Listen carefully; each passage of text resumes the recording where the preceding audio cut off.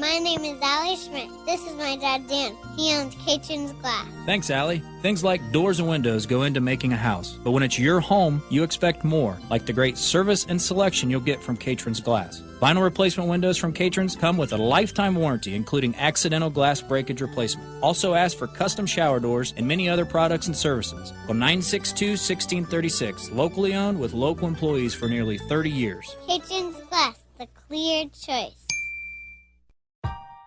Welcome to the BeTempered podcast, where we explore the art of finding balance in a chaotic world. Join us as we delve into insightful conversations, practical tips, and inspiring stories to help you navigate life's ups and downs with grace and resilience. I'm your host, Dan Schmidt, and together let's embark on a journey to live our best lives. This is BeTempered.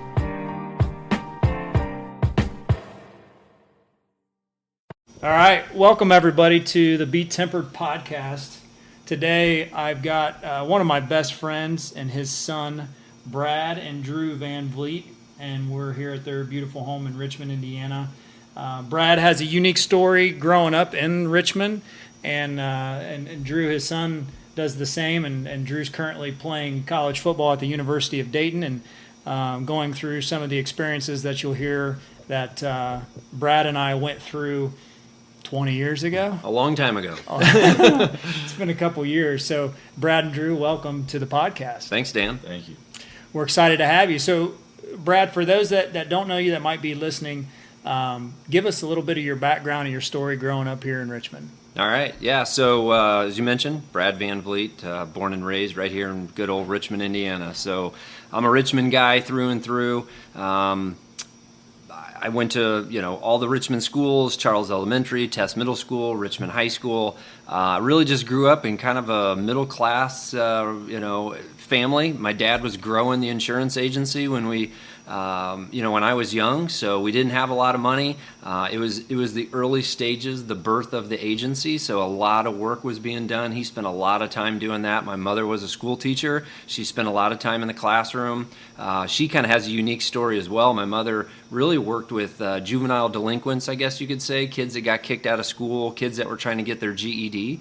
My mother was really passionate about that and really was able to form unique connections with kids that maybe a lot of people couldn't see the future with, and so she helped them gain success in their life, and that was kind of neat. So I grew up around that. A dad who was working all the time, building a business, a mom who was a teacher and helping motivate people and helping them become better versions of themselves. And my sister and I, Shannon, had a typical upbringing. We were very into athletics. We were taught at an early age to work really hard. We worked hard at sports. We worked really hard at school. We did good grades, or got good grades because of the work we put in. We weren't naturally smart. I had a learning disability as a young kid, and I had to work through that. So those were things you deal with.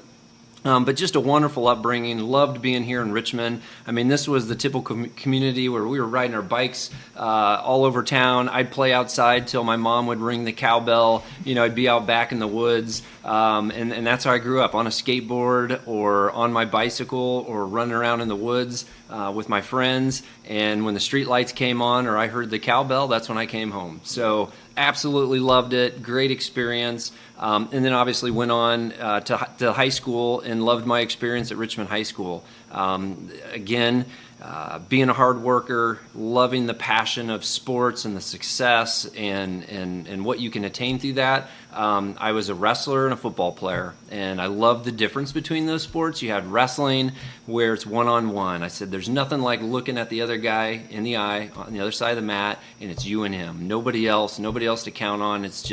It's man on man. So I loved that aspect.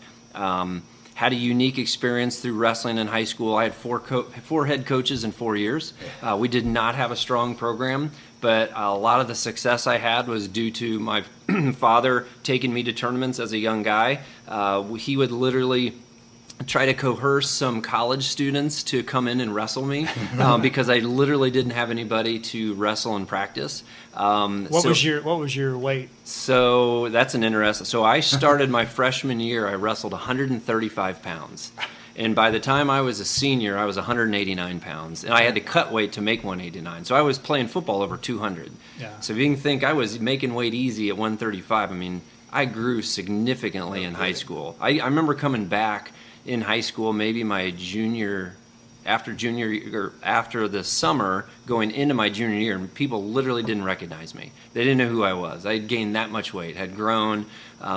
So I developed later, I would say, in life. So I didn't have a ton of success in sports early. I mean, I thought I was good and, did all the little league stuff, baseball and whatnot. But I really didn't start to find success in high school until really my junior year. I was an okay wrestler. I was an okay football player. And then finally I started to grow, and I got my success from in the weight room. My father was big into working out, and I put in the work. I'd go work out in the mornings before school. I'd work out after school, and I'd say that really is the reason for a lot of the success I had, and then obviously just maturing. So anyway, sophomore year, I was probably a 500 wrestler. By the time I was a junior, I think I finished the year with maybe 5 or 6 losses. I was ranked. I went to state, thought I was the man. It was a cool experience, especially after just being an okay wrestler, to kind of having that success. And then same thing in football. Really started to get on the field as a sophomore, and then as a junior was a starter and led the team in tackles, and knew that's where I wanted my future to be. I loved football. My goal was to be a college football player. Loved wrestling, thought it was unique. I loved all the experience, but I did like to eat, and I didn't want to continue to cut weight for the rest of my life. So I pursued football, put all my passion into that. I wrestled as a senior too, went back to state. That was my big heartbreak. I was ranked in the state, probably predicted to be a top 10 finisher, and I lost in the first round. So broke my heart. That was a unique experience. Really felt like I let everybody down as a result, because you think back all the hard work, my dad getting up with me early in the morning to go to the gym, him hauling me to all these tournaments all across the Midwest, and then hoping to kind of show the family that all this was going to pay off, going to state senior year, and I lose in the first round. So my little claim to fame is the I guess the man now, but the kid at the time who won state, he had 1 loss, and I was a single loss that he had. Yeah. So again, if that means anything, so he was a great wrestler. I remember he was from Carmel. I beat him in some tournament earlier. So to stop you there for a second, so you had 4 wrestling coaches in 4 years. In 4 years, yes. What about football? You had some consistency there. We had, Coach Bryant was a great coach. Loved him, and had a great experience playing football. So we had some just tough teams, and we weren't winning state championships, but we were one of the top teams in our conference, and we had some great assistant coaches. The numbers were up. Kids worked hard. I mean, we were in the weight room. I was a running back and a linebacker. I literally would never come off the field. And Dan, going to a small school, I know you know what that's like, right? You just do everything. Yeah, but your small school, how many kids did you graduate with? I graduated with 500 to 600 students. Yeah. I graduated with 120. Yeah. Ben, what'd you? 84. Yeah. We were talking about the other day on my senior year in football. We had 19 kids on the team. Wow. On the entire, that's entire the team. whole team. Freshman through senior. Wow. We're working on the right side of the offense today, and then the left side of the offense today. Yep. So at Richmond we would have some kids go both ways. You could also have some kids that specialize in positions. But I mean, in those days, I'd say we had a full freshman, a full JV, and a full varsity team. I know the numbers are down a little bit more at this time, but hopefully they can get that back. But Coach Bryant, I mean, we always were tough. We had a great season. We won the conference.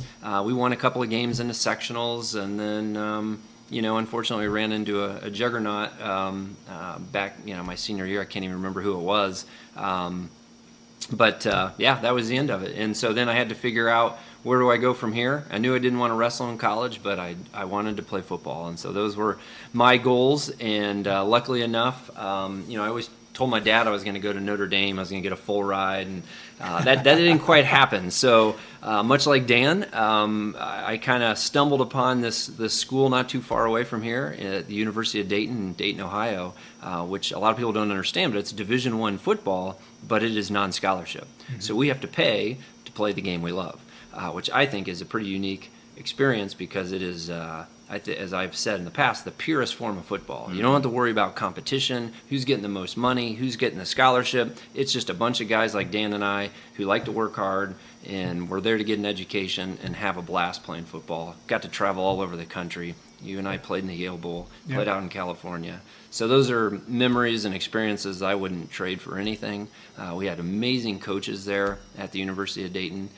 Coach Kelly and Coach Chamberlain. Coach Kelly, one of the winningest active coaches in college football. So, again, we weren't playing on national television. We weren't playing for a national championship, but I don't think that mattered to you and I. No, we just love being on the field with our brothers and going into battle. So that's why I love the game. Yeah. Yeah. So you go to the University of Dayton. Did you have any other opportunities to go anywhere else? I did. I want to say I looked at the other school I was going to go to was Drake in Des Moines, Iowa. That was one of our rivals, league competitors. Yep. Well, we never lost to him. We did not like Drake. Well, didn't we lose? I blocked that punt on that one year that our sophomore year. Oh, was that when you let the guy through? Yeah, that was me. Sorry. Something I will never forget. I'm glad you brought that up, Dan. So I was not playing much as a sophomore, playing a little bit, and I was on the punt team, and we were up late in the game, and they ran a blitz in my gap, and I blocked one guy and didn't block the other, and he came in and blocked the punt, and we lost the game. Okay, now something I'll never forget. I remember that, but I don't remember we lost that game. But sophomore year, I made travel squad, but I didn't play. You played more than I did, so yeah. You were at least on the field. I was just watching. I was trying to help the team, and I may not have helped the team in that situation. But I just remember coming to the sidelines and the coach saying, "Who let him through?" And you talk about these lessons that you learn playing sports, and I had to be the one to say, "Coach, I think that was my gap." Yeah. And again, that's why you do this. I mean, we have these memories today. Yeah. It builds character by having those experiences. It was horrible at the time. I thought the world was going to end, and I was never going to play again. But life goes on, and you learn to get better, and you learn from those mistakes. And we ended up beating, I think, Drake the next couple of years. Yeah. And our senior year, we whooped him. Yeah, so we did. Yeah. It was great. I loved Yeah, it. you were talking about when you were in high school and you're wrestling and you got beat in the first round. Yep. If my daughter Allie is listening, so she just graduated from high school. She's getting ready to go off to college to Ohio Northern University to run track, but she had all these ambitions. Mm-hmm. Getting through. She had a pretty successful season running hurdles as a junior, and she goes into her senior year. Wasn't the best year in her mind, and then she got into the districts and was predicted to win, to move on, and she's leading the race, and about 3/4 of the way through in the 110 hurdles she falls, and the pain that you felt, I can only imagine the pain that your parents felt, because when I wasn't there, because this was just the prelims. But when my wife sent me the video, I was just sick. Mm-hmm. So those are events that happen in life that you certainly don't anticipate. I mean, everybody tries to map out this beautiful path that you're going to go through, and you're going to, you got this game and this game and this game. That's why, when you're going up, and the coaches always say, hey, one game at a time. Mm-hmm. You can't count on anything. I mean, I'm sure you hear that all the time, Drew, from the coaches, is we focus on what's ahead of us and not what's 2 games ahead of us. So when you talked about that, that's the feeling that I got was for my daughter falling, because her season was over. Yep. It was done. Yep. But, fortunately for her, she gets to go on and go through college. So anyways, so you're at the University of Dayton. What are you studying? Marketing, so business marketing major. Had a great, academic career there, got good grades, worked really hard. We spent a lot of time in the library. Hopefully Drew's spending some time in the library as well now. So got to know the place very well. Again, I just can't say enough about our college experiences. We had a lot of fun there. It's a great university, got a great education, and being able to, like I said, play the game that we enjoyed so much with fantastic friends and memories we'll have forever. But I do want to go back on what you were saying, because I do think that's interesting, and it is why I love sports. It isn't about the success and the glory and, getting the rim. We all want that, right? Everybody wants to win. But it's about those lessons. And I love hearing that story about Allie, and I remember talking to her at her graduation about it, and it was hard. And we all have those feelings, those memories of when that time happened to them.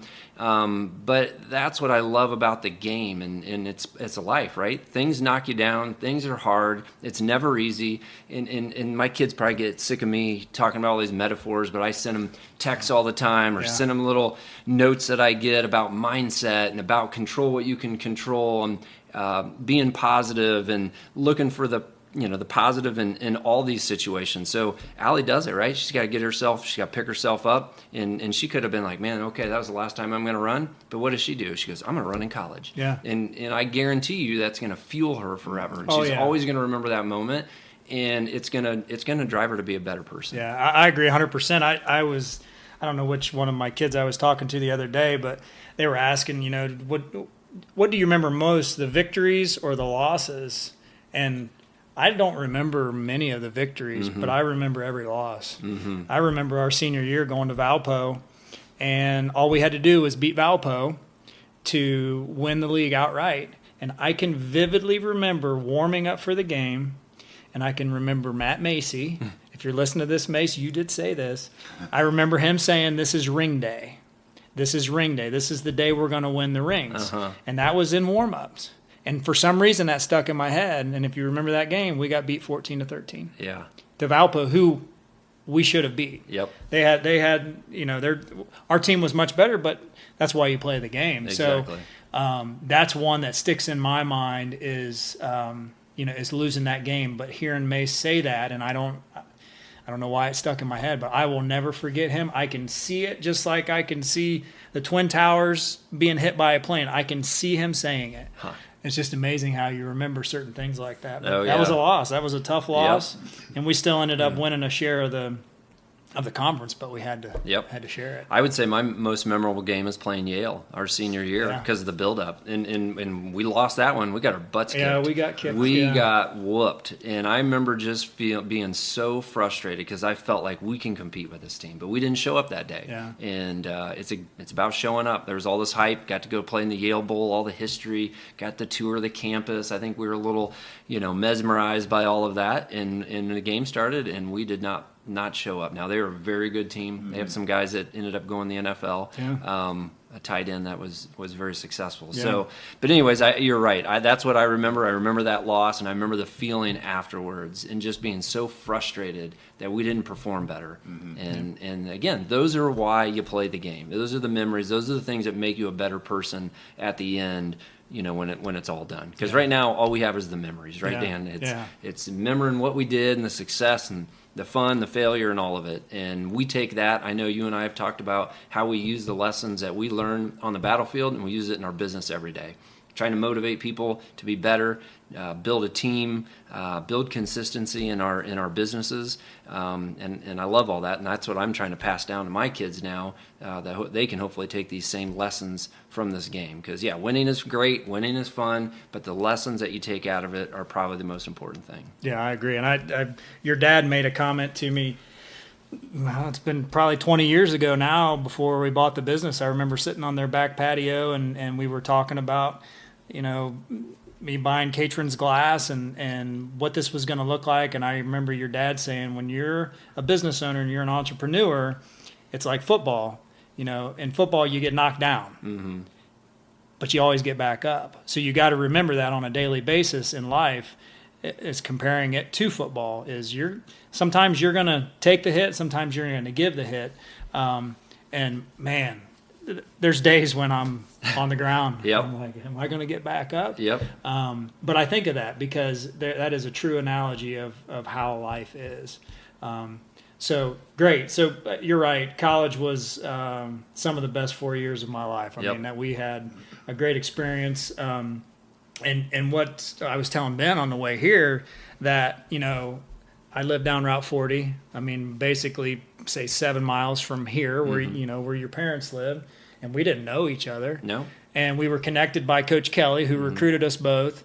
And I remember you and I, the first time we met, we went to Steak and Shake. And you may not remember I this. don't remember that. We went to Steak and Shake, and then you brought me back to your parents' house, and I remember meeting your mom. I don't think your dad was home then, but there's just little things how we can live so close, but Yep. we don't know each other. And then we spent 4 years of our life living together at UD, and that whole experience. And then now fast forward 24, 25 years later, and here. You and your wife are the godparents of my daughter Mary, and Kim and I are the godparents of your daughter Bren, and our friendship just continues on. And and our parents are extremely close. So they that go was on really vacations cool. together, and so it's just cool how things work out in life. Yeah. So we get through college. What's next? So I had to make the decision like you. What do you do, right? We all thought we were going to go play in the NFL, and we have to hang up the cleats at some point and put the helmet down and actually start to use our brain a little bit. So once I determined I wasn't going to be a professional athlete, I made the decision to come back to Richmond. I could have worked at some different insurance companies. I had an internship with State Farm, and I just thought my dad is very successful and does a great job, and I respect him. And if I'm going to get into this business, why not work for one of the best? Work for my father. And so I made the decision right out of college. I came back and worked with my dad, and we've been together ever since. My dad's 74. He still comes in every day, and technically I'm the president and he's the vice president, so I get to tell him what to do.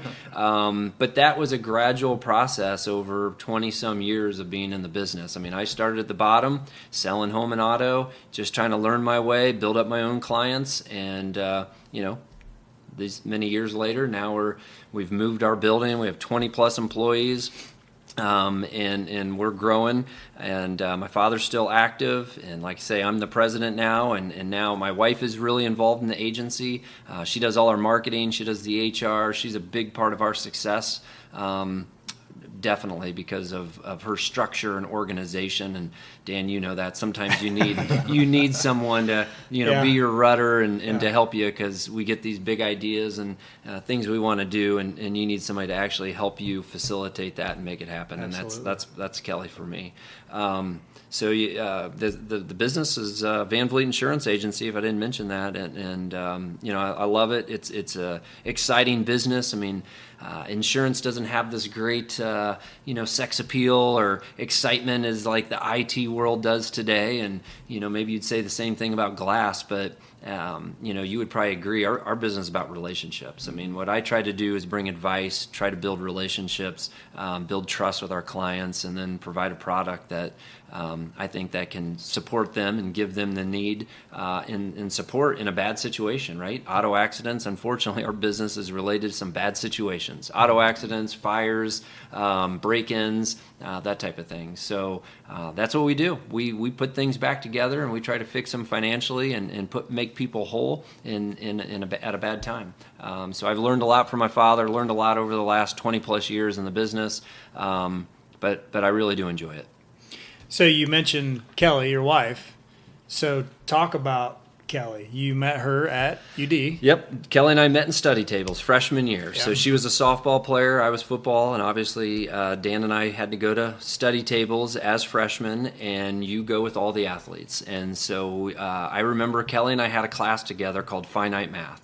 And if you remember, Dan, I remember it was the very first class I ever had in college. Shows up Monday morning, 8 a.m., first class, and our teacher was from Ukraine. And she could barely speak English. I remember her having a little book, and she'd have to open it up and look words up to say them in English to us. So that was a unique experience. Obviously, I couldn't even tell you what finite math is. And then on top of that, I had a teacher who couldn't speak English. So the reason I'm telling you the story is because Kelly was in that class, and she was getting frustrated and having trouble, but she was smart enough to get a tutor. So I would show up to study tables, and I would see Kelly and one of her friends, roommates, with this tutor. So I just started getting a little closer until I could start getting in on this tutor. And then I thought, this girl's kind of cute, and maybe I should start spending some more time with her outside of this. And the rest is history. We've been together ever since freshman year in college. It all started with finite math. Kelly used to call me Finite Boy before she knew my name. So I heard that story from her later. But yeah, it was great. We were together all through college, and she ended up becoming was initially actually a education major. So my wife was a teacher, and then once we had kids, she made the decision to stay home with the kids. And I knew how good she was from a marketing and creativity and organization standpoint. I said, I got to get her in my business. And so we made it happen, and she works 3 days a week, and I could take her more. She probably is there 4 to 5 days, but technically we say she's part-time. Yeah. And kids come along, right? then we have kids. Yeah, that changes everything. We have 2 beautiful kids. First up was Drew, and I'll never forget him being born. The doctor looked at us and said, "Oh my!" And that was because he was so long. So the listeners may not be able to see him, but Drew is 6'5", and he's always been a pretty long kid. So he was a big boy when he was born. And then our daughter Bryn came a couple of years later, and Bryn was a little spitfire. She was an interesting child. She was never happy young, which is interesting because she was colicky. She cried all the time. She just always had a pouty face on her, as far as an expression, which is hilarious because you see her today. Brenda's the happiest person. Oh, yeah. She always has a smile on her face, and I think a lot of that, I don't know, it's interesting how kids change through life. So yeah, kids are great, super athletic. We tried to instill those same lessons that Kelly and I, both being college athletes. I think I mentioned that she played college softball. So we loved those lessons, wanted them to participate. And as you know, Dan, you try to guide your kids. You open those doors. You don't know what door they're going to go through. You don't know if they want to play in the band or they want to play a sport that you didn't play. You just open all these opportunities and see which one they're going to pursue. So Drew just happened to really excel at the game of football, totally different than maybe you and I, Dan, being meatheads that all we want to do is run over people. Drew is more of a thinker. He's a quarterback, and so he has to analyze. There's a lot going on. I can't even imagine what he goes through trying to read a play and make split-second decisions when all you and I want to do is just go as fast and as hard as we could. Yeah. So I was going to say, I at UD, being a D lineman, you had to remember coverages and stuff. I didn't know any of that. I mean, all I knew was we were going to run an Ed, a Tom, a twist. I'd look at Swanee and I'd say, all right, I'm going this way, you're going that way. And Sean Eddy, one of our teammates, always makes fun of us because we'd line up for pass rush. And we would always try to mess with Sean and be like, all right, I'm running an Ed, which means the end went first and then the tackle would go around. Well, we had maybe they called an Ed. So Swanee was supposed to go first to crash in, and I was going around. But we would end up confusing ourselves because we were trying to confuse the offensive line. And Eddie's like, "You guys are the dumbest meathead." So I'm not that smart, which you can tell. Well, I always say that you had to do all the dirty work, Dan, so that I could get all the glory. Yeah, as a true. linebacker, I got to make all the tackles. Well, I couldn't make a tackle if Dan wasn't keeping the lineman off of me. So that's thank you for finally giving me that. I'll give you some credit. 24 years. Yeah, took that long. At least it's recorded, right? But that makes me think of a phrase that we learned in college, and I thought was corny at the time. And Drew's heard me say this, and Dan, you remember it like it's yesterday. But our motto in college was "Big Team, Little Me." Yep. So talking about that, I mean, I didn't understand it, and I'm like, well, I don't understand. Big team, little me. What does that mean? Like, we're going to win. I'm really good. I'm going to help this team. And all these years later, I've thought about it. And it isn't about you. It isn't about your individual statistics. It's about what the team did and how they're able to come together and do that as a unit. And I really commend Coach Kelly for instilling those lessons in us.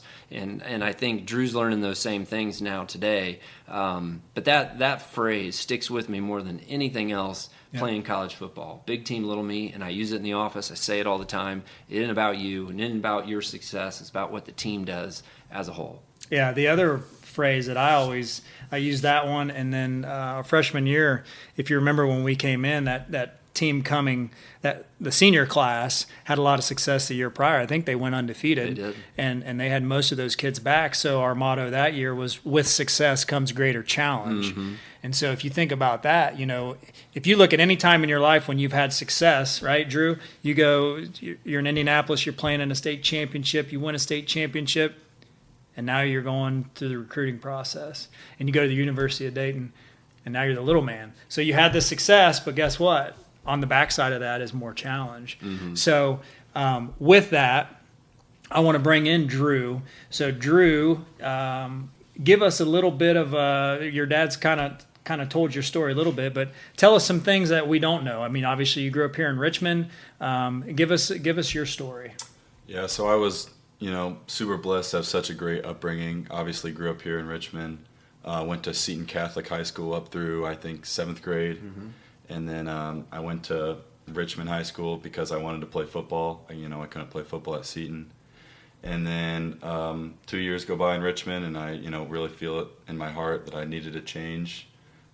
So we made the transition to transfer to Bishop Chatard High School. I will also add real quick, this was during COVID. Yeah. So COVID was a unique time, and Absolutely. everything was shutting down, and part of what was shutting down were schools. And so Kelly and I looked at each other and said, Drew, you're not going to get an education sitting on the couch. Yep. And so that was really one of our passions. And so we told Drew, I guess you tell the story though, but basically you had something in your heart that was telling you something, and Kelly and I said, hey, you're going to get an education, and if you're going to do that, you're finding a Catholic high school that's going to stay open and make this happen. Yeah, I mean, that was a really tough time. I mean, basically, considering, leaving your friends, the city you've grown up in your whole life, to go transfer to a high school that you know nothing about in Indianapolis.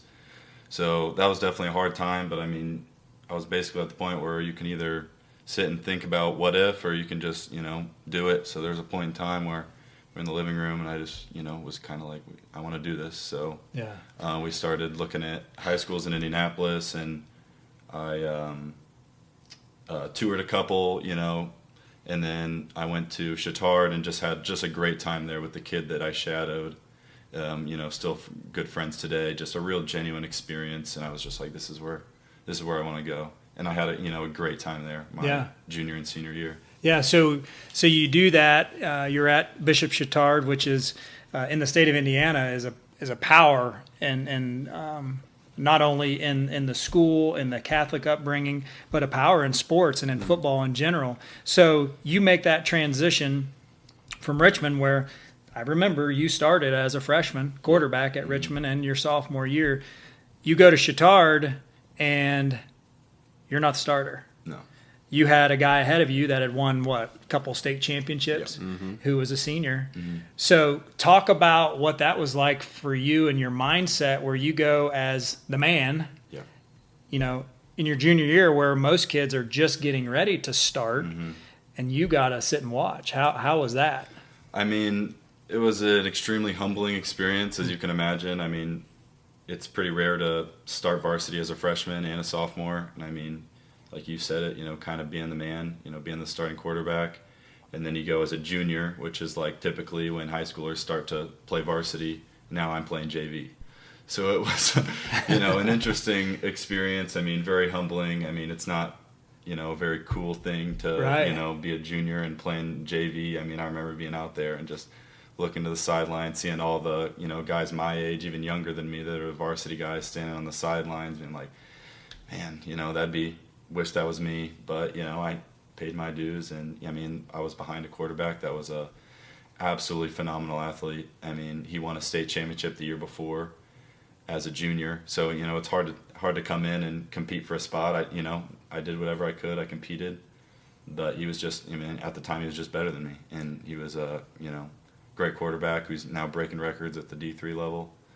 So, very humbling experience my junior year. Well, and it goes back to the with success comes greater challenge. Mm-hmm. You have the success, and, your freshman and sophomore year, maybe not wins and losses, but the success of starting. Yeah. And then here comes that challenge, right? Mm-hmm. Here comes the challenge where you got to sit and watch. Now, junior season's over. Talk about going into your senior year. Talk about that pressure. Well, I mean, I do want to say that, being the backup quarterback my junior year, I learned more that year than my 2 years starting varsity. Sure. And that's not a knock on Richmond. It's just, the coaching staff and Carter, who was the starting quarterback. I just learned so much from them, and Coach Doyle, the head coach. I was ready, for going into my senior year. As you can imagine, I sat out. We were, number 1, number 2 ranked team in our division. I was so ready to get out there. And that off season leading up to senior year, I was just, go, go, go. You Yeah. know, like I was on the field throwing every day, getting prepared, and I mean, everyone was, you know, doing it with me. And I mean, that, you know, speaks to how we won a state championship that year. Yeah, I was going to say, I remember going to your first game, your senior year, which was played at Lucas Oil Stadium. Mm-hmm. And then fast forward however many games, I don't know how many games you play your senior year. 15. Game 15 was Yeah. played at Lucas Oil Stadium, where I watched you win a state championship. And just seeing that progression, because I know this as a parent, it's a whole different stress, right? Oh, it is. So, Brad, talk about, harder. you know, we hear Drew's experience Yeah. sitting, playing JV Yep. as a junior, right? You see the bigger picture. Oh, yeah. But as a parent, how hard was that? It's very hard to watch. You're right. You get all the anxiety. You know, different when you're playing, right? Because Yeah. you can control it. As a parent, you have no control. You're just watching, and you know all the work they put in and everything. But still, you worry and you want them to have success, and so you try to you know, keep things cool and under control. But it is hard. It's a whole different level of stress, and it's just, until you're a parent in that situation, you just don't know. But And it's fun to see the success at the end. And you can't, you know, in football, you get nervous before a game, right? You got Yeah. anxiety, but boom, you go Yeah. out and make that first hit and Exactly. everything. You know, if you're an athlete and you've been there and you've done it, you understand that once that ball snapped, once you take that first hit, it's gone. Now you're playing. Yep. But as a parent, man, you're right. You're worried it's the whole hard. time, from Yeah. the beginning to Sick. the very end. Yeah, Yeah. And if you were at the state championship, it was Yeah. an unbelievable game. They were down at halftime. We're Yep. all looking at each other thinking, what is going on? We were supposed to beat this team, and they came out, Lawrenceburg, and they played fantastic. They were tough.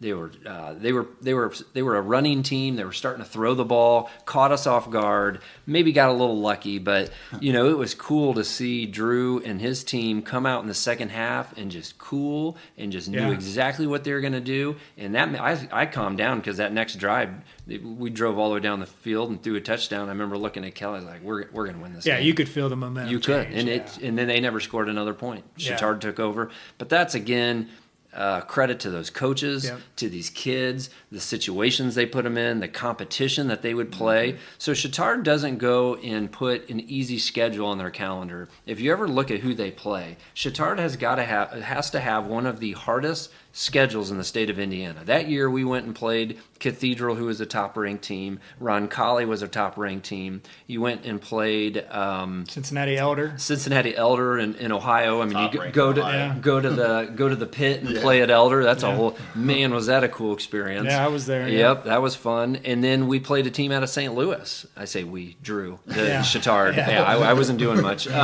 But, you know, this team was a nationally ranked program, Christian Brothers out of St. Louis, who had a tailback who was going to Notre Dame. I mean, we had no business playing these guys. They came off the bus, and they were just huge. And Chittard, I mean, the enrollment there is 700 kids. It's not very big. It's a 3A school. But every boy basically plays the game of football, and they work really hard. And that's what is unique about their program. Phenomenal coaching, hard work, and they practice at a whole nother level, which I think is what you experienced, Drew, which leads to success. And Yeah. So talk about winning a state championship. Yeah, I mean, it's crazy. I mean, it's even surreal now that I already happened, and it's still surreal. I mean, it's just because you think of, you know, growing up, we'd go to the state championship games every single year. Like every year, I'd go and watch in Lucas Oil all the state championship games, and it just seemed like, you know, it just seemed something that wasn't.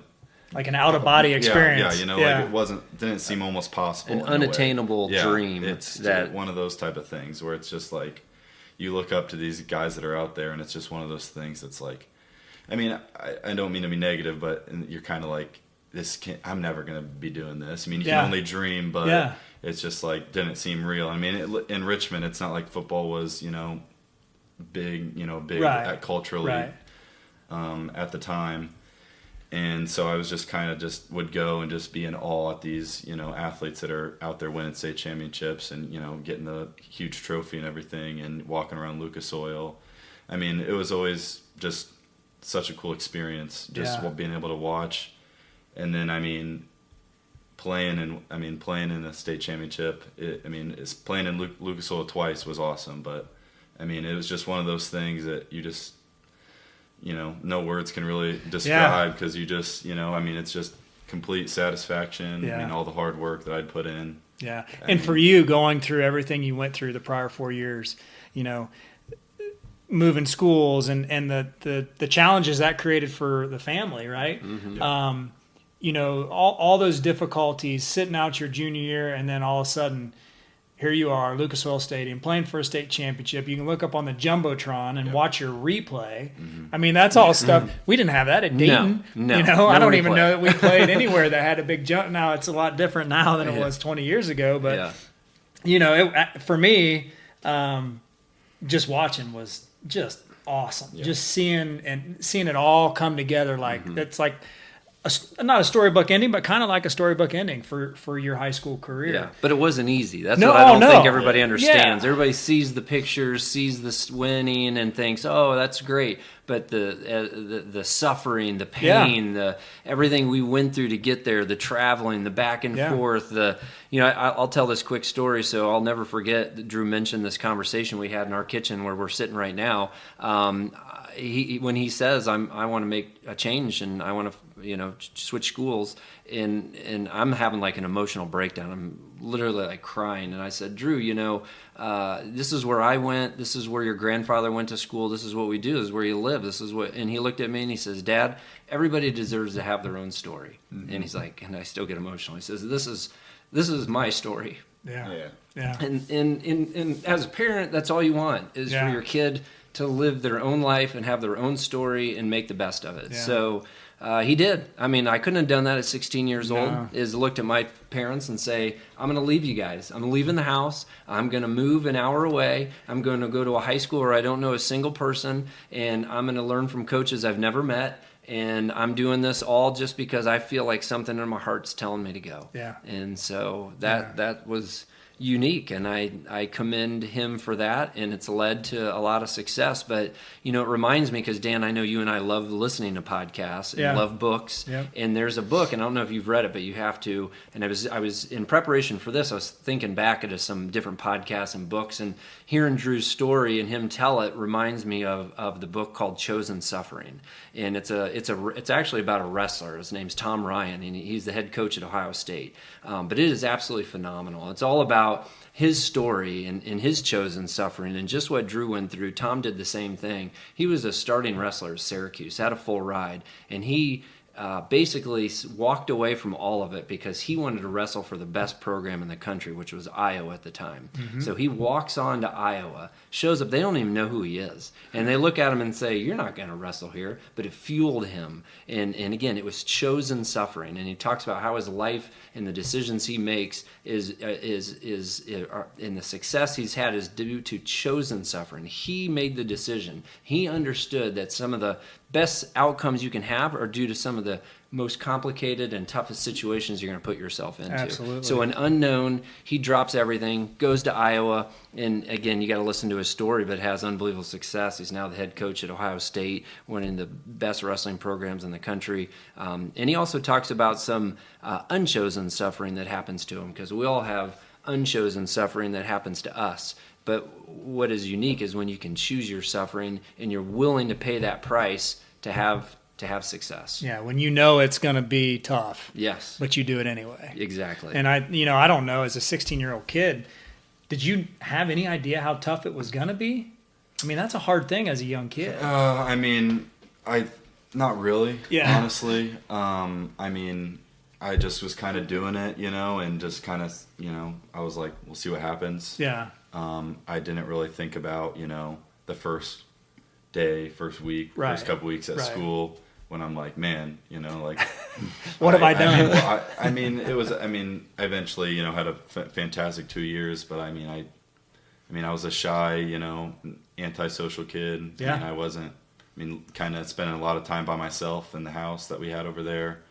I didn't really have a ton of friends at the time, so it was a hard time. Especially with the COVID stuff, we'd do like one day, at school, the next day at home. So it was like there'd be a whole day at home just by myself. Yeah. So it was hard. For sure. And having so many great friends here in Richmond and just kind of being away. So when you're in that you're in the middle of COVID and you're at home, but you're away from your family. What gets you through? I mean, what kept you going through that? Was there a vision that you had, or was it just, I'm just trying to survive the day? I'm here. This is the decision I made, and I'm going. Yeah, I mean, I wasn't. There was no regrets at all. I mean, I was just kind of one step at a time mentality. I mean, I was just gonna keep going. I mean, there's no turning back now. Just keep going. Right. I mean, so yeah. Yeah, I mean, I think that's, when you get your back up against the wall and you got nowhere else to go, when you've made that decision, the only way you can go is forward.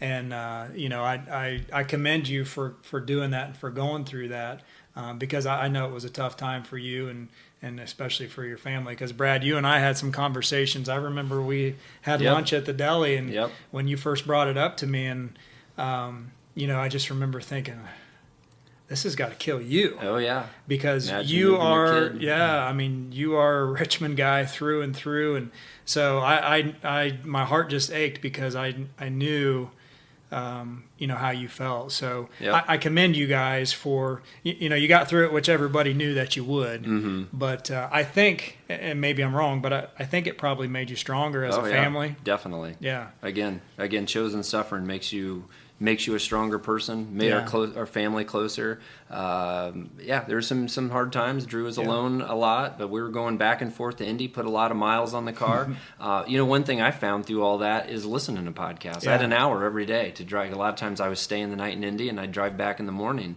And I really enjoyed that hour to really get my mind right, to listen to some motivating people or stories. And, anybody listen, I think that is, you talk about mindset and you talk about controlling your mind and your thoughts, and it's hard to do today, especially we're inundated with so much information and media and data, and it's just crazy. So to be able to focus on something for an hour at a time, and I know you've done this through some of your programs, and 75 Hard, and I talk about reading and writing, and so again, trying to find the good in these situations. I would say that the good was having an hour to drive, to focus, to think, to listen, and to challenge myself to control my mind and my thoughts. Yeah. The Cincinnati Elder game, that is where Swanee and I had the conversation about 75 Hard. So I watched your game, but I was listening to Swanee most of the time. It was a great game, great atmosphere. That's a cool place to be. But that was where, what's it been, two years ago, 2.5 years ago, that was where, my mindset was like, okay, it's time. Yep. So thanks to you, Drew, for playing down there, for the AD for scheduling the game. Yeah.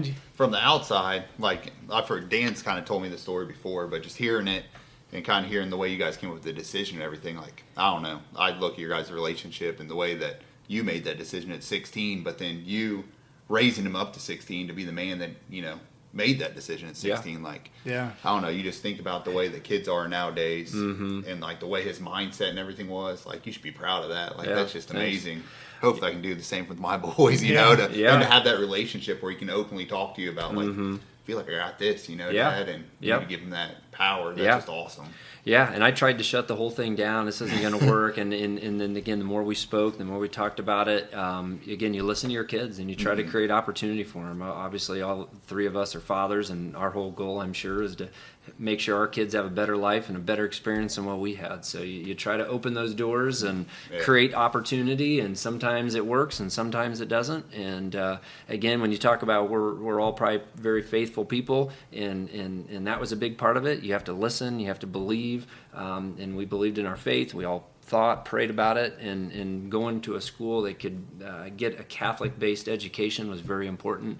And then, the football was icing on the cake, but the education and the religious part of it were probably the most important thing for Kelly and I the whole way through. So, it was a unique experience, and then to kind of see where he's at now, which is the next part of the story. Is Dan and I, after graduating, we played with a gentleman by the name of Trevor Andrews, and Trevor was a senior our freshman year. We looked up to these guys as seniors. Trevor, they had a ton of success when we were freshmen. Their senior year, he I think they were undefeated. They were one game away. They went out to California and played, and if they beat that team, they had a chance to maybe make it into the playoffs. They didn't win against Cal Poly, which was a full scholarship program. But then Trevor leaves. Those guys move on and start their lives. Well, Trevor gets into coaching, and he's kind of traveling all over the country, being a part of different college programs, and ends up at Western Michigan. And it's kind of funny. Our family, you think about how all these things are connected. We go up to Michigan every year into South Haven and vacation. We've been doing this. I think we said this is our 18th or 19th summer we're going up to South Haven. Well, really close to South Haven is Western Michigan. So I knew Trevor was there, and I reached out to him and said, hey, Trev, my son's starting to think about college. We want to look at some schools. And so Trevor's like, hey, come on over. And he rolls out the red carpet, gives Drew the full tour, spends time with us, probably more than he should have, because you hadn't had a whole lot of success at this point, because this was going into your or after your junior season, which you just sat out. So you had no film. So anyways, Trevor was great. He said, hey, if he has a good senior year, I really want to talk to him. Fast forward, Drew has this great senior year, and we're waiting to hear from Trevor Andrews. Well, the news comes that Coach Chamberlain's stepping down as the head coach at UD, at University of Dayton, and the head coach that they hire is Trevor Andrews. And so who is the first call Trevor, I think, makes is back to Drew VanVleet. Yeah. And he came and sat in where we're sitting right now and recruited Drew to the University of Dayton. And he said, this is my first recruiting visit as the head coach at the University of Dayton. So it's kind of a cool experience.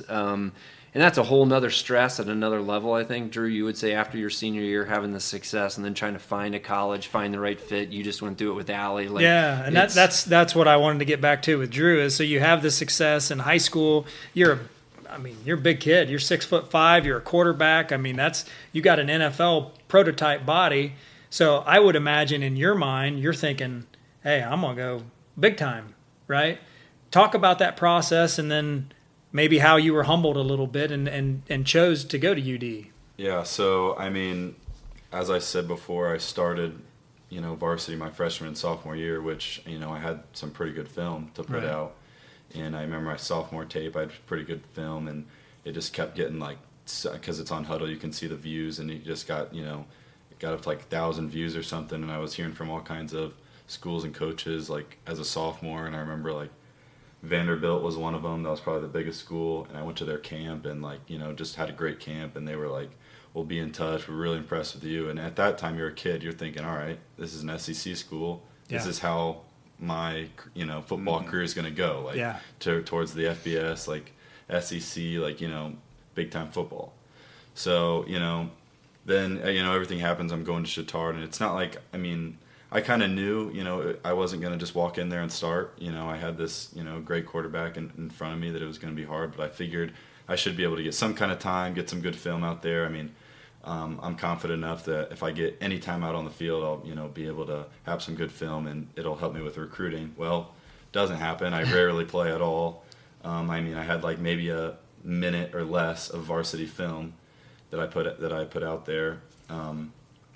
And after your junior year as a high school football player is where all the recruiting happens. Mm-hmm. So I went from, hearing from all kinds of coaches and, everyone's, reaching out to me to now I have no film because everybody's wanting to know, where's my junior year film? Well, I have to tell them I didn't play, which is hard. Were you injured? No, I just was a backup. So, it's hard. So then there's, nobody's interested in you anymore. Right, yeah. So then they're kind of recruiting you based on, okay, this kid's had a good sophomore year. He's a really big kid. He had no film last year, which is that, coaches don't want to take that risk in offering a kid like that. Mm. So they invite me to their camps. I'd go to all kinds of camps, mostly MAC schools. Yeah. And I'd play, perform really well because I'd go to these camps and play really well, but they'd all come back to, well, we would offer you, but you don't have any junior film. Yeah. So then they'd say, well, once your senior year starts, send us, first couple of games, and then we'll offer you then because we know you're going to have,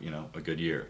But by that time, they have their quarterbacks. Right. Yeah. So it's it was a point, I'm playing my senior year, and, I was just kind of I remember I'd send my mid-season film out to you could scroll in my, Twitter messages to all the coaches I, sent it to, and very few responded. So that was a time I wasn't getting much, college interests. I think I might have picked up a Valpo offer before my senior year, and D2 schools like Tiffin and UND. Yeah. I believe Dayton was also before my senior year, but those just those 4 schools, which obviously are great offers, but from going to hearing from these big FBS schools to like at D2 lower FCS schools. Well, and at the same time, this is about when the transfer portal and all the NIL stuff, all that stuff kind of happens throughout your high school career. I don't know what year that started. And COVID, where you had And all COVID. these kids getting an extra year. Yeah, so kids that may have been only getting 5 years because they redshirted are now getting 6 years. So you get through your senior year, you win a state championship. Obviously, you got a ton of film because your stats were through the roof. You had all this success. So then what? Yeah, so I'm just just doing everything I can, just sending, messaging, like everything. Because obviously my dream since as I was a little kid is to go play Division I football, and at the highest level. So I was like, I'm gonna try my hardest to get to the highest level. So I was, messaging so many coaches and everything. But at the same time, one of my offers was Dayton, which is a great Division I program and is also my childhood dream school. So it's not like I was just super upset with my situation because I had Dayton, kind of as, a great option. Yeah, it was a safety net back there. So I knew I had Dayton, and I could not go wrong with going to Dayton. Right. So, but it was unfortunately a circumstance of the situation with COVID, with these extra 5th years, with the transfer portal, and so you just literally a lot of options just dried up. It didn't matter how good of a season you had or were going to have. You only offer so many scholarships. They can only have so many quarterbacks, and when teams' rosters are full, they're full, and so that's kind of a situation you get to. Well, and I think you've made the comment during that process that these college coaches, and I 100% get it. If I'm a college coach and I'm looking for a quarterback, which is, I think we would all agree, probably the most important position on the football field, especially on the offensive side, are you going to go after a kid in high school who, he's had some success and he's got some size. I'm not sure about his coaching, pretty good coaching maybe. Or are you going to go after a kid who's been through a college program in a year that maybe has the same size, maybe not? As a college coach, I'm going after the college kid, right? Because that experience has been greater than that, no matter who the high school is. So that's part of it too, which I think this transfer portal thing is. The landscape has definitely changed in all of college sports, and the NIL is a whole nother thing with the money, and that we could talk a whole nother topic there. But it's going to be interesting to see where this all shakes out. Yeah. But that's a nice thing at Dayton. Again, you guys aren't fighting over money. I don't know if anybody has a big NIL deal. I think Drew can sell some T-shirts and maybe make some money off of that. But he's not getting rich off of it. But more importantly, he's getting a great education, and he's around some first-class people, kids, other athletes, and great coaches. Yeah, so comes down, you're at the end, it's time to make a decision. Is Dayton head and shoulders, that's where you're going? It was also tough because I also had scholarships on the table, and every kid's dream is to go play football on a full scholarship, full athletic scholarship. So, then that was kind of the next decision I had to make. Well, I love Dayton. I've been a huge fan since I was a little kid, going there over to campus, watching all the games. But I also have, a full-ride scholarship on the table to another school. So, that was a tough decision in its own that I, thought about for, some time. But, just visiting Dayton, it was, it ended up not really being much of a contest because I just fell in love with the school, and I thought I could go to the school for a full scholarship, or I could go to this school that I absolutely I love and know I'm gonna have a great experience at, and do it for the love of the game. So, So you choose Dayton, you get that weight off your back. You're moving forward. You go into you report to camp last year because you're going into your sophomore year now. What was that like? That was tough. It's a wake up call for sure. I remember I also had put on, because I was my senior year.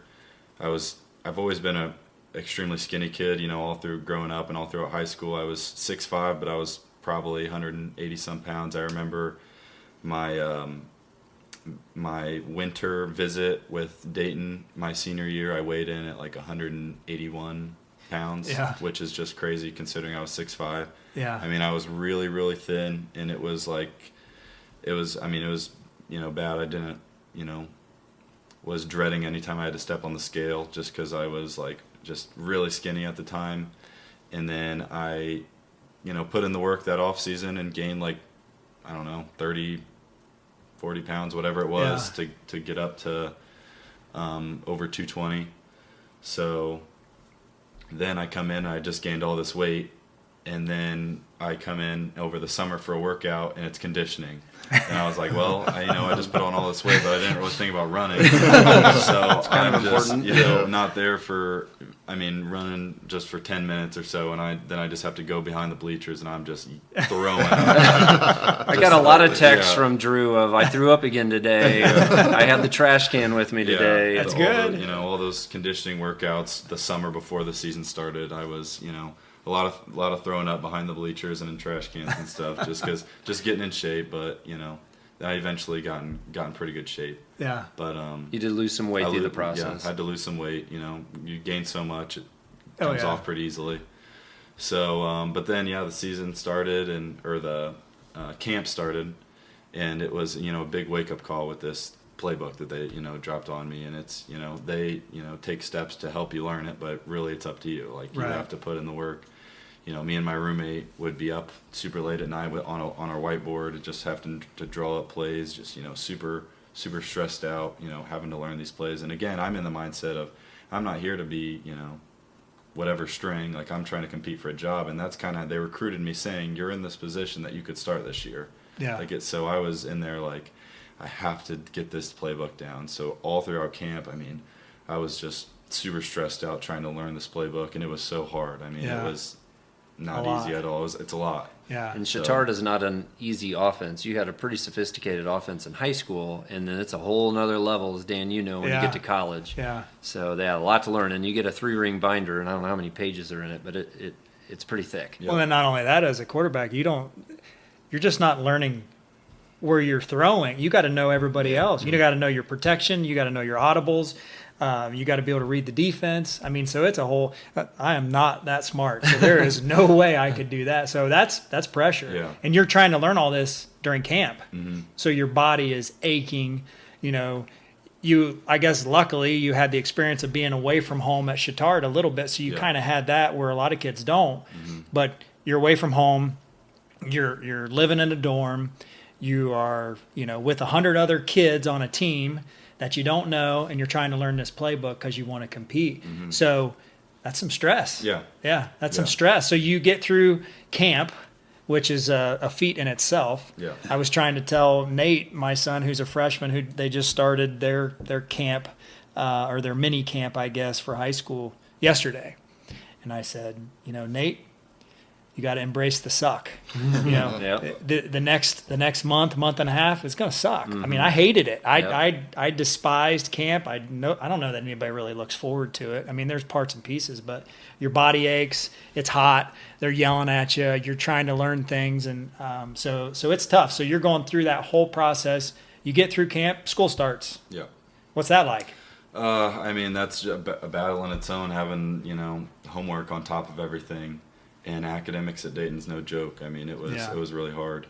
So just have you don't get back to your dorm room till 7, 8 at night, and then you have a small window until you need to go to sleep because you need to get enough sleep before you wake up at 5, 6 in the morning the next morning. Yeah. So it's a small window to get all your homework done, which is stressful in its own because you're doing homework, but in the back of your mind you're trying to think of all the plays you're supposed to know and all that type of stuff. Yeah, I don't think people realize, no matter what level, Division 1, 2, 3, NAI, any of that stuff, in any sport, really, truly, how tough it is. Mm-hmm. I didn't realize that.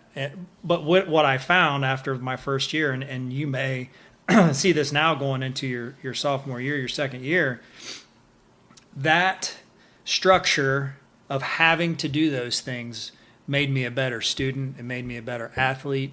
When we were not in season, I was not as good of a student. But when we were in season, I had to be. You've got to do that. So those are things as a college athlete that are way different from a high school athlete. Just college in general. I remember going to first class, and it was like everything I had learned in my senior year of high school, we had to figure out the very first day. And it's like, what? Oh, so what's next? What's after this? It can be very overwhelming. So you're in the middle of all that stuff. And then school starts, you're doing all that, and then first game starts. Where are you at on the depth chart? What's things looking like for you? So we traveled to Illinois State first game of the season, and I made the travel squad. So I was essentially third on the depth chart because we kind of started the season as a 2-quarterback system. One that they looked at as more of the passer, and another guy as a dual threat guy that they were kind of rotating as the two. And then I was next up, So I traveled to Illinois State.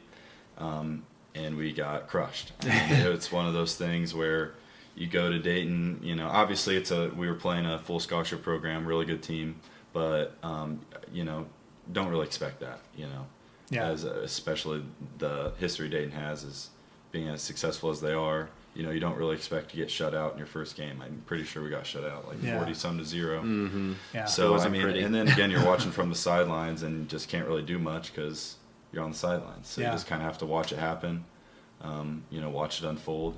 So that was tough. Yeah, so fast forward through the season, there comes a point in time where your name's called. You're a freshman. You're a true freshman. You just went through camp. You talk about learning this playbook. You're going through the college experience, and here comes coach and says, "All right, Drew, you're our number one." What was that like? Yeah, that was crazy. We were in a time where it needed to happen. Yeah. No disrespect to the quarterbacks that were playing. I love them to death, but we just weren't getting it done offensively, and as an offense, we needed to change. So, I was playing really well in practice. Playing really well, and it was a situation where, you kind of hear the talk and the kids on the team. That are kind of like, are you should be playing, blah, blah, blah. Right. That type of stuff, which is, you can only do so much. But, I was playing really well in practice. We kind of, needed to change offensively. And Coach Andrews called me into his office and just basically told me that we're going to give you a chance this week to start. And we weren't doing any 2-quarterback, offense. Like, this is your show. I was just, I was going to. Do you remember what day of the week this was? It must have been the Sunday before the game. Yeah, the Saturday game, or so that we played Saturday, then the next day. So the Sunday before I played. So you got a week. Yeah. Where coaches said, "All right, this is your chance. This is your opportunity."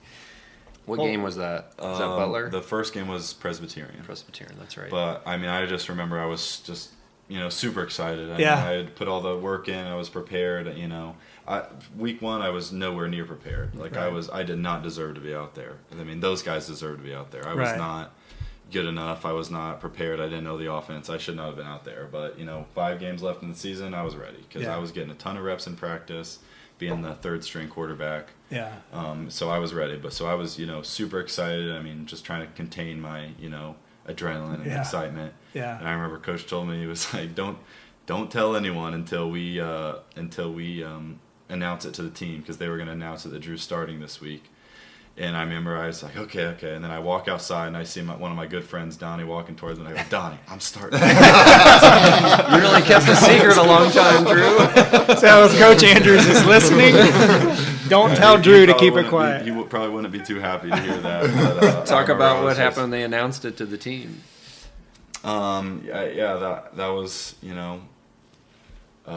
unique. We were just all in a room, and I knew I was starting, so I was just sitting there with my, notes, ready to start taking notes, because I was, getting ready to prepare for the game that I was about to start in. And he just said, we're going to give Drew a shot this week. And, all my, buddies, you can kind of hear, whispering in the back, talking. So that was pretty cool. Yeah. That's a unique thing. That's a unique thing, I think, in any college program for a freshman to start. So, kudos to you and your work ethic, and you're obviously intelligent to be able to take all that in and to be able to figure those things out. So you go through, you start. What was that experience like, your first game? Yeah, you can be, as a 18-year-old kid, you can be as prepared as you want. You can know the offense. You can, have the physical attributes, but you go out there, your first Division I game against a Division I defense. Nothing prepares you for that, and the scout team defense doesn't necessarily prepare you for that. Right. So there's nothing like it. I remember the first play, they wanted just an easy completion to get me going. So as easy as it gets, just, a bunch of stick routes across the board, just short, progression read. And I remember I caught the ball, dropped back. First guy was open, didn't throw it to him. Decided to progress to the next guy. He was also open. Decided to progress. So it was like everything was open, and then I just ran the ball. I just took off and ran it and tried and gained 2 yards or something. Yeah. So in film the next morning, that was funny to look back. Got a little talking to. But yeah, jokes aside, we lost. We wasn't pretty. I got hurt. I think it was at the end of the first half, so I wasn't able to play the second half. Minor injury, but I wasn't able to play. Right. And we were down 0-14, so I wasn't playing well at any means. Right. I had like 70 yards at halftime. Right. So it was tough. I wasn't playing well. Things weren't really going our way. So it's kind of all this hype for me to start. I'm playing so well in practice. Yeah. Now Drew's starting. We're gonna have the success. Yeah. And then we get. And again, we're playing Presbyterian, who we should be beating. We beat them every year. I think we were their first conference win in their however many years they were in the conference was us. That game I was starting. So you're it hurts your pride, because you're like going into that game. You're like in your mind, like things are going to change now. We're going to get rolling. We're going to crush this team. And we don't. I'm not playing well. Defense is doing things you didn't expect them to do. Yeah. And then we're down 0-14, and I'm out of the game. I hurt my hand. My hand's, all swollen, so I'm out. And then I'm just sitting there like, well, that was it. All this, hype preparation for that, my first Division I start. And I, not to say I blew it, but right. I did. It wasn't pretty. So. But knowing your story, but then actually hearing as we're talking through it, what you went through from your freshman year of high school with the transition to Chittard, sitting out your junior year, or playing JV your junior year, going through the difficulties of recruiting and that whole process, going to UD, learning the playbook.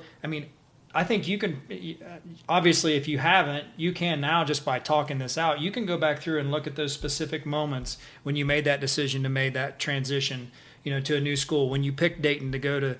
All those things have built up to you to where you're at now, but to get you through that first game, right? You've been through it before. Mm-hmm. So it's hard when that doubt creeps in, right? But you're a competitor. Mm-hmm. You're an athlete. You've put the work in, and you know that it's going to get better. Yeah. So you go through the rest of the season. What's the rest of the season look like? Yeah, it was not easy. We were on a huge losing streak. We hadn't won a conference game yet, which is unheard of at our program.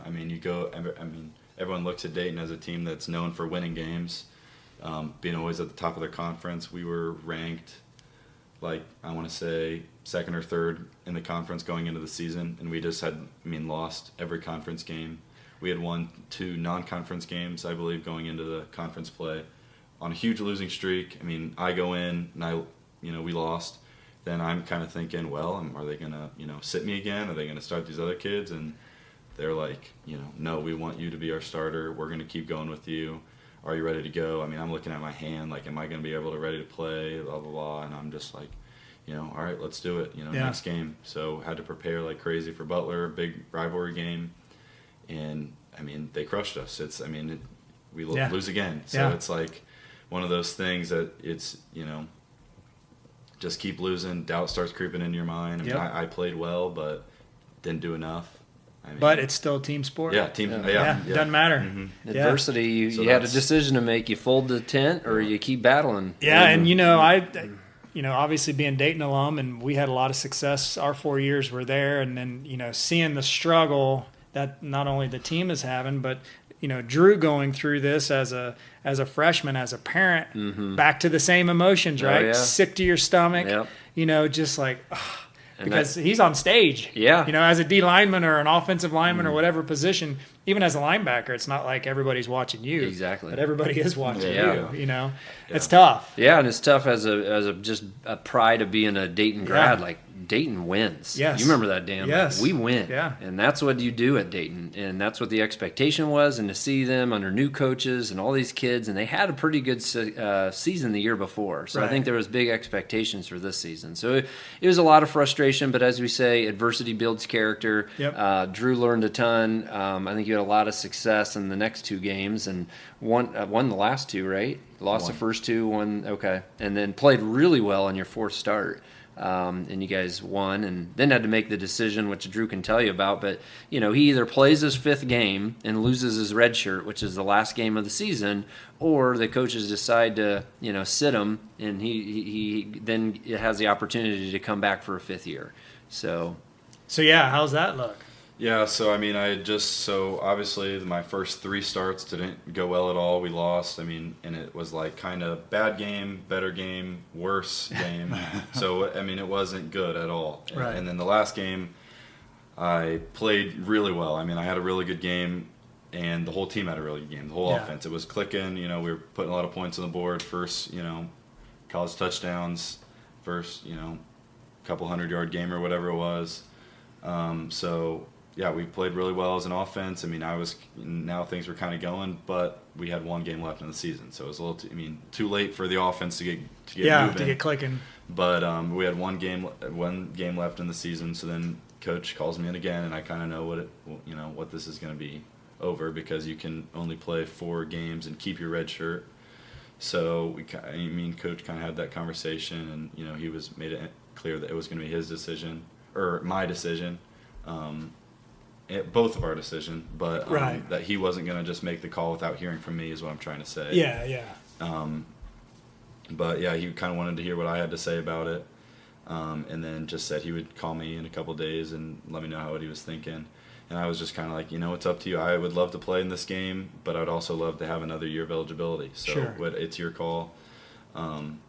So he called me in a couple of days, and it was just, we're not playing for a conference championship. Yeah. So we're going to have to sit you this game. We'll still bring you, travel you. You're just, or act like you're going to start. So I'd go out in the warm-ups and act like I was going to start. And I just, put the headset on for the game and got to be a coach. Yeah. Yeah. Which I'm sure that was, again, more emotions, right? You're just trying to figure things out. And I mean, you've been handed all these challenges and these difficulties, and I'm excited to see where you go from here, because if you haven't seen it now, you're going to get through it no matter what it is. No matter what the season looks like, I'm sure in your mind it's you're going to have a successful season, and I hope that you do. But if something happens, there's no doubt you're going to get through it, right? And I think that's what your life to this point, that's what I see is that no matter what happens to Drew VanVleet, he's going to get through it. Mm-hmm. So that's a testament to you and to your mindset and your work ethic, and to your mom and dad, and to your entire family. So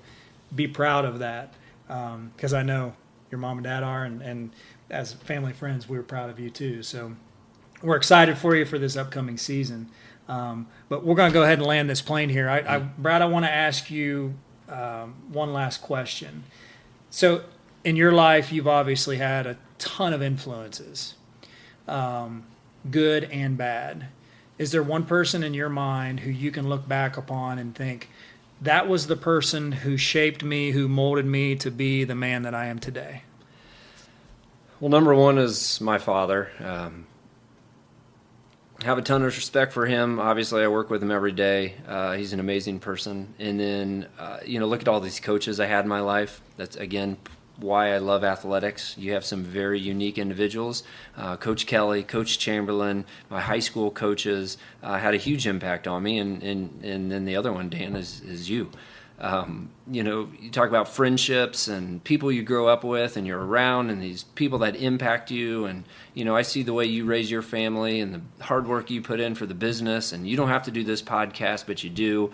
And it's unique, Dan, and you should take pride in that. So I'm going to toot your horn a little bit. You've been a great friend. You're a great person. I respect the success you've had, in farming, in the hogs, in your family, in the glass business, and now in your podcast. So, right, you're winning everywhere that you go. So I commend you for that. I thank you for your friendship. You've had a big impact on me and my family, and I just want to say thank you. Oh, I appreciate that. It means a lot because, our friendship does go back 20 plus years ago, and we've been through a lot. Oh, yeah. And we've been through some great times, and we've been through some tough times. So I do appreciate that. And Drew, same question for you. Who's had the biggest impact on your life? You're young. I mean, you still have a ton of way to go in your life, but you've had a lot of success. You've been through a lot of struggles. Who's been that person for you that has helped you get to where you're at today to get through those things? Yeah, I mean, obviously both my parents, but I mean, there's just really so many people. I can't even think of how many people that have impacted me through my life. Like my dad said, all the coaches. I mean, you just think back on all the coaches that I've had. I mean, I'm only 19, but I've had a bunch of really good coaches, personal trainers, stuff like that have really helped me, be who I am today. But my parents first and foremost, for sure. Yeah, that's awesome. I think, as I've done, what is this, episode 10? 10. Yeah. So we're big time, right? You are, Dan. Ben, you too. No, but everybody that we've met with and interviewed and talked through, it seems like that there's not typically just one person. That's why you hear it takes a village. And I think that, especially in sports, it takes your parents to get you there. And in some cases, maybe it's a grandparent, maybe it's an aunt or an uncle or whatever. And then those coaches who have such a big impact on your life. And I think, all those people out there who are coaches who are doing it for the right reasons, they're making a huge impact, right? And, and so it's so important in these kids' lives as they grow and develop. So I appreciate you guys taking the time. Really appreciate your family, your friendship. I wouldn't own the glass company if it wasn't for you and your dad. The phone call that you guys made 20 some years ago that said, hey, you ought to take a look at this. So there's days where I cuss you. I'm sure. But overall, I thank you for that. And I think that's what friendship is all about, and those relationships that we've built over the years, and it's an awesome thing. Yeah. So thank you guys for joining us. And for those of you listening, if you got something out of today's episode, we ask that you like and share it on Instagram or Facebook. Share it with your friends or family. This is a great family. This is a great story, and these are good people. So thanks for joining us, and go out and be tempered. Thank you for listening to the BeTempered podcast. If you like what you heard, please be sure to share with your friends and family. Also, give us a like on Facebook and Instagram. We appreciate your time. Go out and be tempered.